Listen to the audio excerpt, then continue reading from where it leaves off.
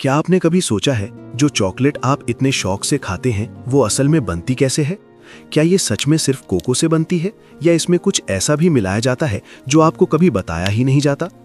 आज हम आपको दिखाने वाले हैं कोको के बीज से लेकर आपकी फेवरेट चॉकलेट बार तक का पूरा सफर। चॉकलेट की कहानी शुरू होती है गर्म और नम इलाकों में उगने वाले कोको के पेड़ों से। इन पेड़ों पर उगते हैं बड़े बड़े रंगीन फल जिन्हें कहा जाता है कोको पॉड्स। जब ये पक जाते हैं तो किसान इन्हें हाथ से काटकर इकट्ठा करते हैं। अब इन पॉड्स को बीज से काटा जाता है और अंदर से निकलते हैं सफेद गूदे में लिपटे हुए बीज। यही छोटे छोटे बीज आगे चलकर बनते हैं आपकी चॉकलेट।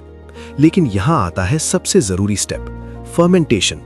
इन बीजों को कई दिनों तक ढककर रखा जाता है जहां ये धीरे धीरे फर्मेंट होते हैं और इसी प्रक्रिया में बनता है चॉकलेट का असली फ्लेवर। इसके बाद इन बीजों को धूप में सुखाया जाता है और फिर फैक्ट्री में भेज दिया जाता है। फैक्ट्री में इन्हें तेज तापमान पर भुना जाता है और यहीं से आने लगती है वो जानी पहचानी चॉकलेट की खुशबू।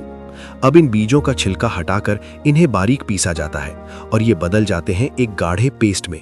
इसे कहा जाता है कोको लिकर। अब शुरू होता है असली जादू।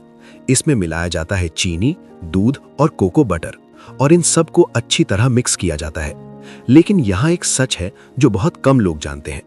कई सस्ती चॉकलेट्स में असली कोको बटर की जगह वनस्पति तेल मिलाया जाता है, जिससे लागत तो कम हो जाती है लेकिन स्वाद और क्वालिटी भी बदल जाती है।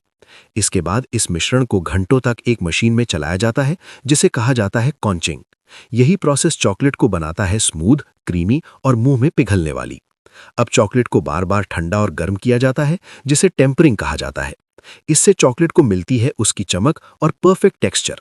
फिर इसे अलग अलग मोल्ड्स में डालकर उसका शेप दिया जाता है और आखिर में इसे पैक करके बाजार में भेज दिया जाता है।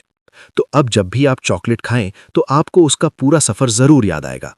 आपको कौन सी चॉकलेट सबसे ज्यादा पसंद है? कमेंट में जरूर बताइए। और अगर आपको ऐसे ही रोचक और